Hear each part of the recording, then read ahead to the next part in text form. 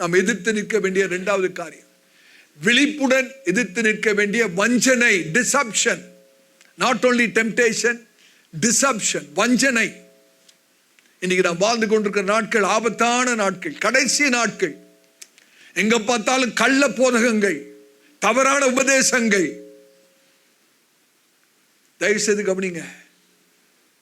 இன்னைக்கு நிறைய சத்தம் ஆவிக்குரிய சத்தம் போல இருக்கு, ஆனா வேதத்துக்கு ஒத்த சத்தங்கள் அல்ல. Many voices sound spiritual but not scriptural. அநேகர் பேசுகிறது ஆவிக்குரியது போல இருக்கும், ஆனா எப்படி இருக்கு? எதுவா இருக்காது? வேதத்துக்கு ஒத்ததா இருக்காது. வஞ்சிக்கப்பட்டு போக கூடாது. சத்துருவாகிய பிசாசு எப்போதும் கட்சிக்கிற சிங்கத்தை போல வரமாட்டான். ஒளியின் தூதன் வேஷத்துல வருவான். கட்சிக்கிற சிங்கம் போல வந்தா அவனை எதிர்த்து நிற்போம், அவனை துரத்திடுவோம். ஆனா ஒரு ஒளியின் தூதனுடைய வேஷத்துல வந்தா, ஒரு தூதனை போல வந்தா, ஒரு ஊழியக்காரனை போல வந்தா நிறைய ஏமாந்துருவாங்க, நிறைய பேர் வஞ்சிக்கப்படுவார்கள். ஆண்டவராய் இயேசு தெளிவா சொன்னார். மத்தேயு 24ஆம் அதிகாரம் வீட்டில் போய் வாசித்து பாருங்க. ஆண்டவராய் இயேசுவோட வருகைக்கு முன்பாக அநேகர் வஞ்சிக்கப்படுவார்கள். கூடுமானால் தெரிந்து கொள்ளப்பட்டவர்களும் வஞ்சிக்கப்படுவார்கள். ஆமே. ஆனா ஆவிக்குரிய வாழ்க்கையில கூர்மை இருக்குமானால் எது சரி, எது தவறு, எது சத்தியம், எது போலியான காரியம் என்பதை பகுத்தறிய முடியும். ஆவிக்குரிய கூர்மை இருந்தாதாங்க முடியும். இன்னைக்கு தாழ்மையாய் சொல்கிறேன், கடைசி கால புதிய ஏற்பாட்டு சபைக்கு மிக மிக அவசியமானது என்ன தெரியுமா? பகுத்தறிவு. ஆவியை பகுத்தறிதல். ஆவியை பகுத்தறியணும். எந்த ஆவியிலே யார் கிரீச்சரா என்பதை அறிந்து கொள்ள வேண்டும். எல்லா ஆவியும் பரிசுத்த ஆவியானவர் அல்ல. இன்னைக்கு துக்கத்தோடு சொல்றாங்க, கிறிஸ்தவத்திலே பரிசுத்தாவியை போல அசுத்தாவிகள் அநேக இடத்துல செயல்பட்டு கொண்டிருக்கிறது. இதை ஒரு சபை போதகனாக நான் எச்சரிக்கிறேன். சவுலிடத்திலே பரிசுத்தாவின் இருந்த உண்மைதான். பரிசுத்தாவின் சவுலை விட்டு விலகி போன பிறகும் சவுல் என்ன சொல்றாரு? தீர்க்க தரிசனம் சொல்றார். பரிசுத்தாவினவர் சவுலை விட்டு விலகி விட்டார். சவுலுக்குள்ளே அசுத்தாவி வந்து விட்டது. அதுக்கு பிறகு சவுல் என்ன சொல்றாரு? தீர்க்க தரிசனம் சொல்றார். இன்னைக்கு அநேக தீர்க்க தரிசனத்தை நம்பி ஓடிக்கொண்டிருக்கிறார்கள். எச்சரிக்கையாயிருங்கள். பரிசுத்தாவியை கொண்டும் தீர்க்க தரிசனம் சொல்லுவாங்க, அசுத்தாவியை கொண்டும் தீர்க்க தரிசனம் சொல்லுவாங்க. ஏமாந்துராதீங்க. எல்லா திறந்த வாசலும் தேவன் திறந்த வாசல் அல்ல. எல்லா அற்புதங்களும் தேவன் செய்கிற அற்புதங்கள் அல்ல. இன்னைக்கு எல்லா பிரசங்க யாரும் கர்த்தருக்காக பிரசங்கம் பண்ணுகிறது அல்ல. ஏமாந்து விடக்கூடாது. அப்போஸ்தலர் நடபடிகளில் பீரியா பட்டணத்தாரை கொஞ்சம் யோசித்து பாருங்கள். பவுல் பிரசங்கம் பண்ணி கொண்டிருக்கிறார். அப்போஸ்தலனாகிய பவுல் வேதத்திலே தேறின மனுஷன், கற்றறிந்த ஒரு நபர், 34 வருஷம் வேதத்தை கற்றறிந்த மனுஷன் அப்போஸ்தலனாகிய பவுல். 17 வருஷம் கமாலியல் பாதத்திலும், இன்னொரு 17 வருஷம் நேரடியாக ஆண்டவரிடத்தில் வெளிப்பாடை பெற்று 34 வருஷம் கற்றறிந்த ஒரு மனுஷன் வேதத்தை போதித்துக் கொண்டிருக்கிறார். அந்த பெரேயா பட்டணத்தார் பவுல் சொல்றதெல்லாம் கேட்டு அப்படியே ஏற்றுக்கொள்ளவில்லை. பவுல் சொல்றது சரியா தவறா என்பதை அவர்கள் ஒவ்வொரு நாள் வேதத்தை ஆராய்ந்து தேடி கண்டறிந்தார்கள். ஆகவேதான் தெசலோனிக்கே பட்டணத்தை காட்டிலும் இந்த பெரேயா பட்டணத்தார் நற்குணசாலிகளாக இருந்தார்கள். நற்குணசாலி. நான் சொல்றேன், யாரு கர்த்தருடைய வேதத்தை போதித்தாலும் சரி,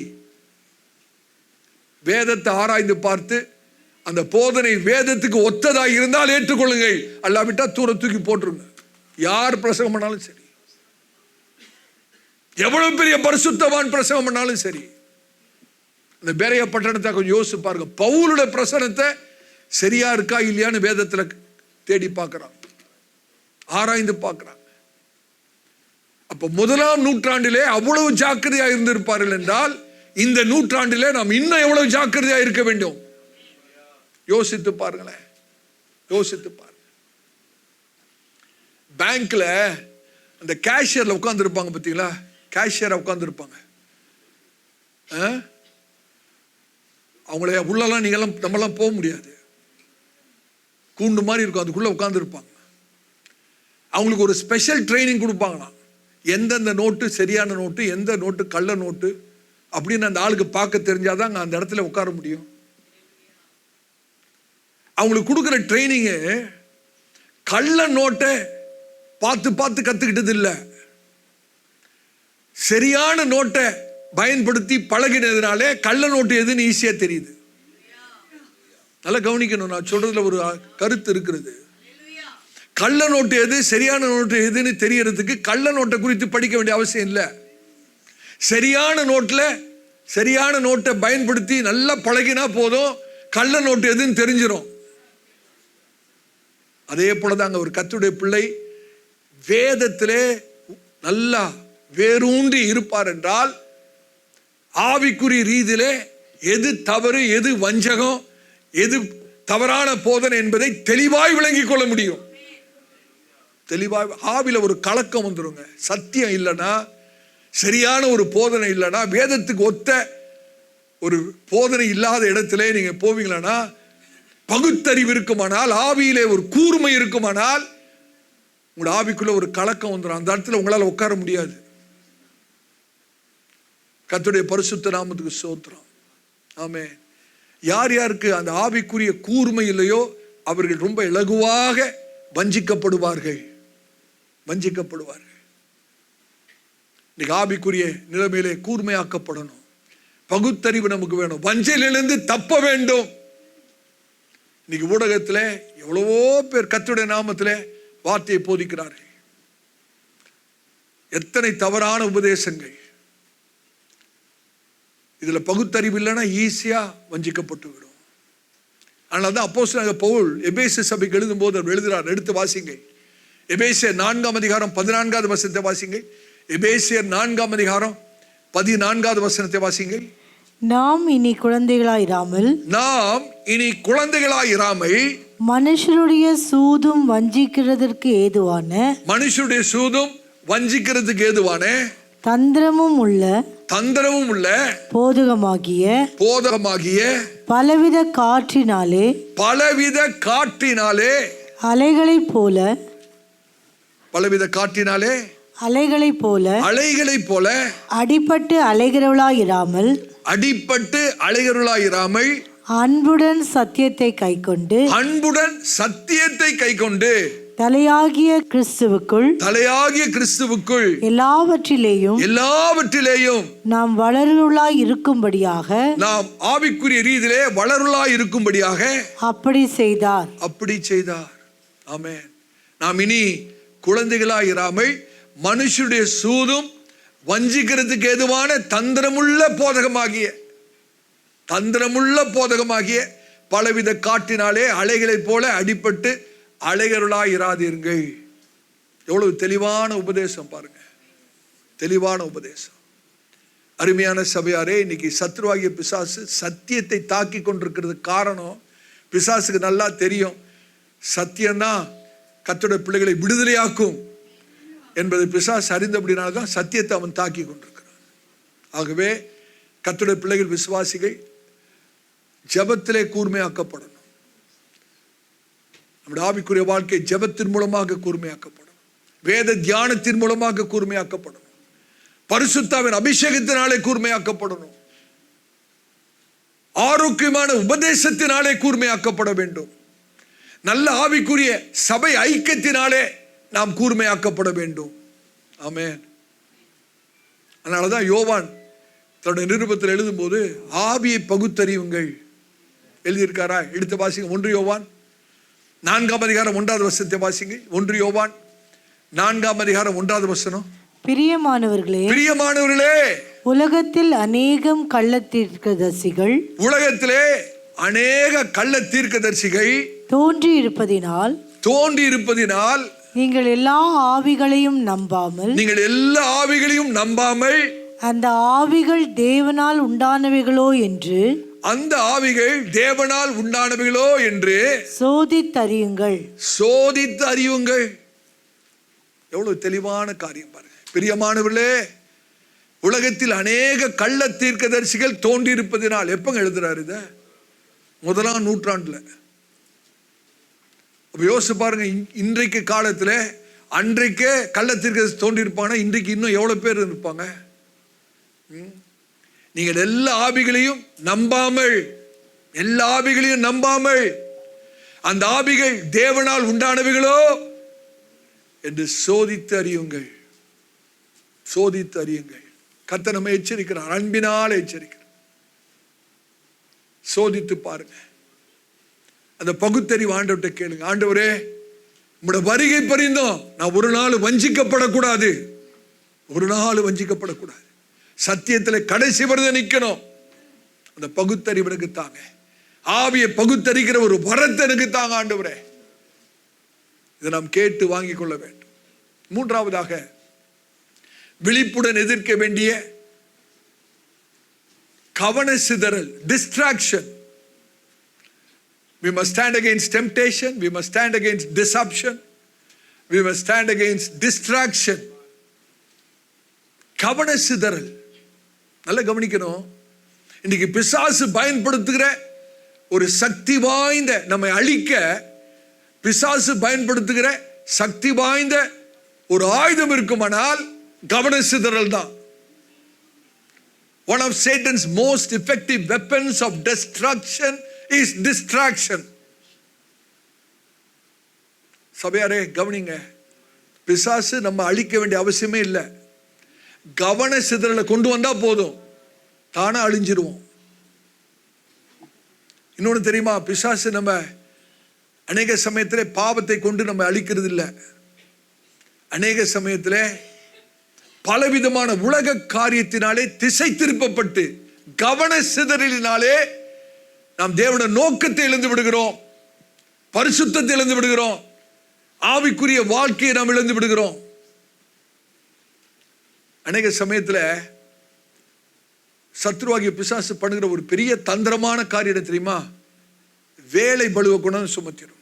அதிகமான வேலை பளு, ஆபீஸ்லயும் சரி வீட்டிலையும் சரி, எப்ப பார்த்தாலும் வேலை வேலை வேலை. நிறைய அந்த வேலை பளு உங்கள் மேல் இருக்குமானால் உங்களுடைய ஆவிக்குரிய வாழ்க்கை ஆபத்தில் இருக்கிறது என்று அர்த்தம். அது பார்வோனுடைய ஆவி. எகிப்திலே இஸ்ரவேல் ஜனங்களை மோசேயை கொண்டு மீட்பதற்காக அனுப்புகிறார். வனாந்திரத்திலே தேவனை ஆராதிக்க போக விடுன்னு சொல்லும் போது பார்வோன் செய்த காரியம் என்ன தெரியுமா? வேலை பளுவை இன்னும் அதிகரிக்கும்.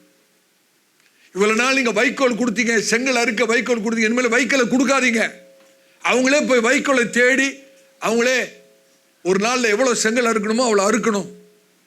வேலை பளுவை பார்வோன் கூட்டுகிறான். ஏன் தெரியுமா? இந்த ஜனங்கள் ஆராதனை என்பதை யோசிக்கவே கூடாது. தேவனுக்கு ஆராதனை செய்கிற ஒரு நினைப்பே வரக்கூடாது. இன்னைக்கு கர்த்தருடைய ஊழியக்காரனா சொல்றேன், இன்னைக்கு அநேகரை பிசாசு இந்த காரியத்திலே வஞ்சித்து வைத்திருக்கிறார். அதிகமான வேலை பளு, வேலை ஸ்தலத்திலும் சரி வீட்டிலும் சரி.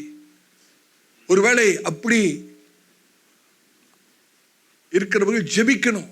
ஆண்டவரே, ஜெபத்துக்கு நேரம் இல்லாதபடி, குடும்பத்துக்கு நேரம் இல்லாதபடி பிசாசு அதிகமான ஒரு வேலை பளுவின் மேல் சுமத்திருக்க, இதுல இருந்து எனக்கு ஒரு விடுதலை தாரும்.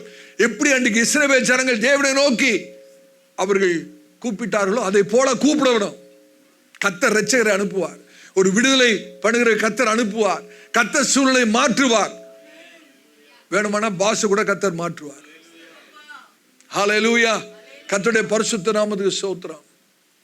இன்னைக்கு அநேக கர்த்தருடைய விசுவாசி, கர்த்தருடைய பிள்ளைகள் ஆவிக்குரிய ரீதியிலே மரித்து இல்லை, ஆனால் கவன சிதறல்.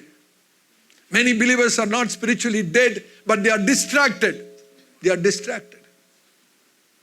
லூக்கா 10ஆம் அதிகாரத்தை வீட்டில் போய் வாசித்து பாருங்க.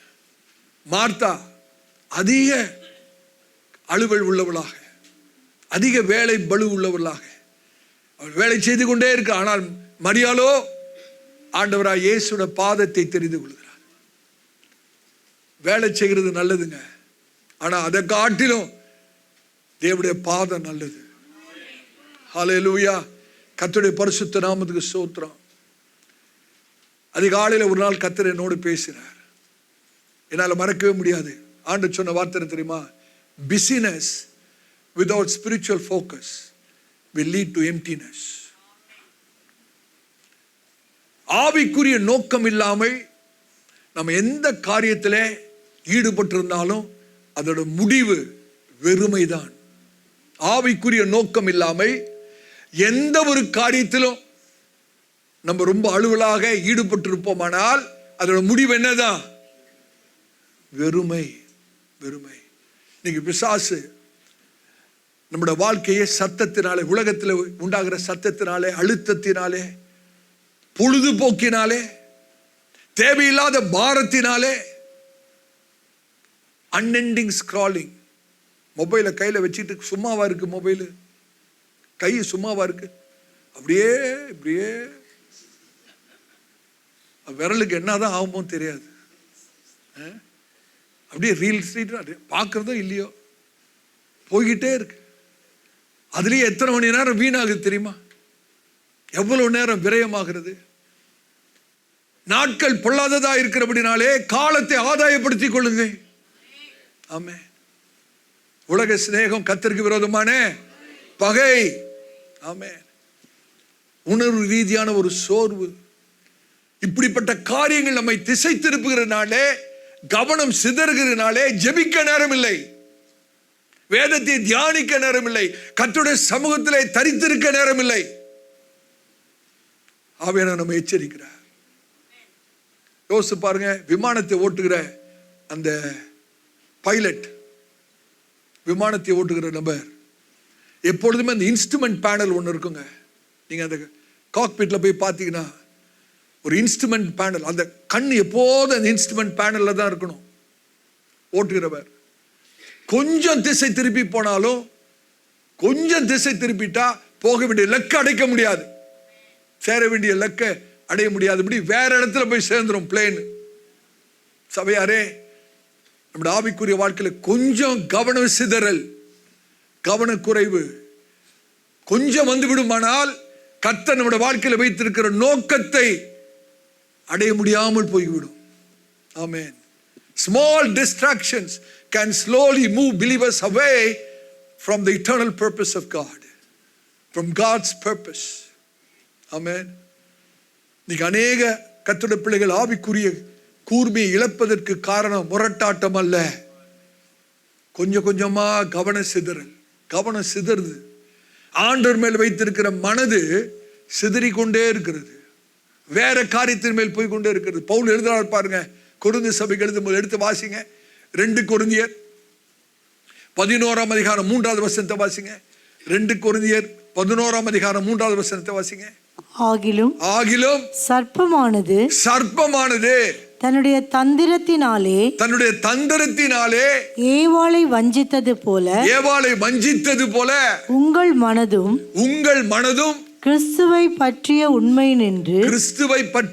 உண்மையிலிருந்து விலகும்படி கெடுக்கப்படுமோ என்று பயந்திருக்கிறேன்.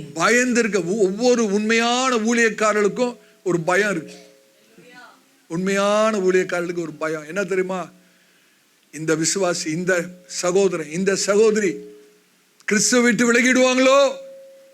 அன்னைக்கு சர்ப்பமானது ஏவாளை ஏதேன் தோட்டத்தில் வஞ்சித்தது போல அந்த வஞ்சனையில விழுந்து கவன சிதறல் அடைந்து ஆண்டவரை விட்டு பின்வாங்கி போய் விடுவார்களோ என்ற ஒரு பயம்.